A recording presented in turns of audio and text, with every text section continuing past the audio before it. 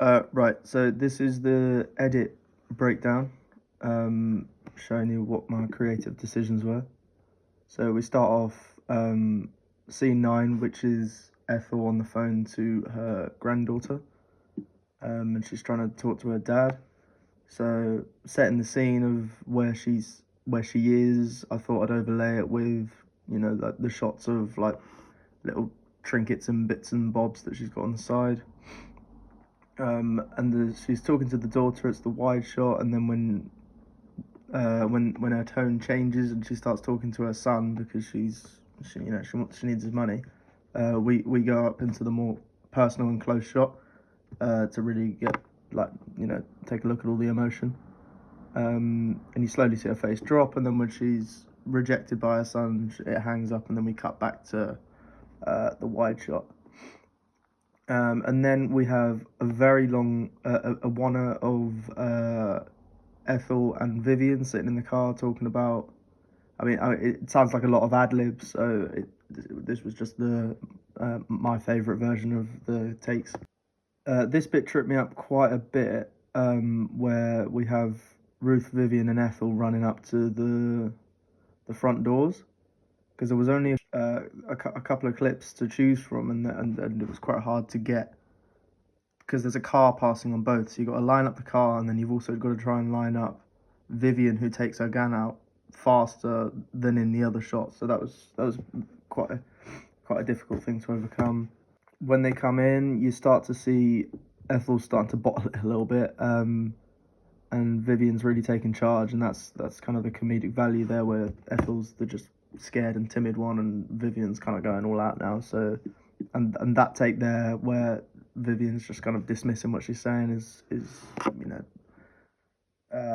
it's quite contrasting. So I thought that was the best clip to use.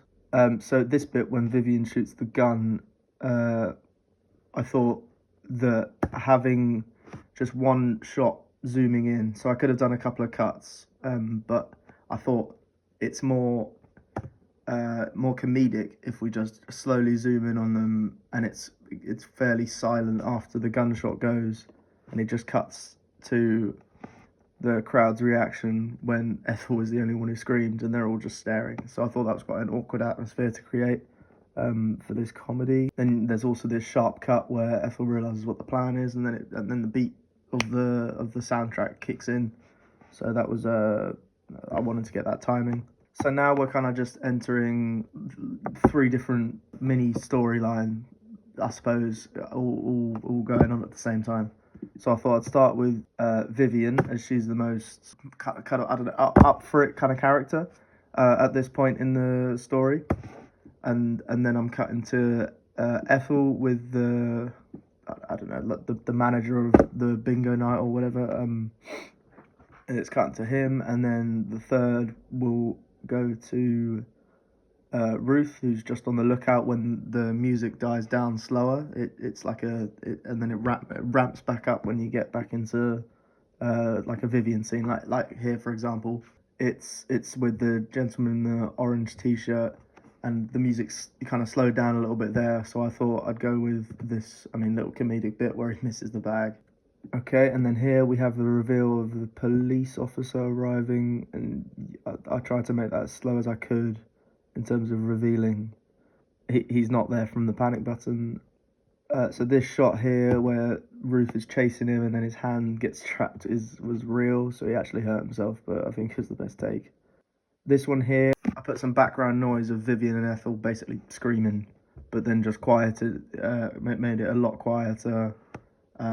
And made it sound like it's like that it's kind of coming closer. The closer he's walking towards towards the bingo night room, to give that, like, obviously you'd be able to hear them when you walk in the room, like it wouldn't be silent.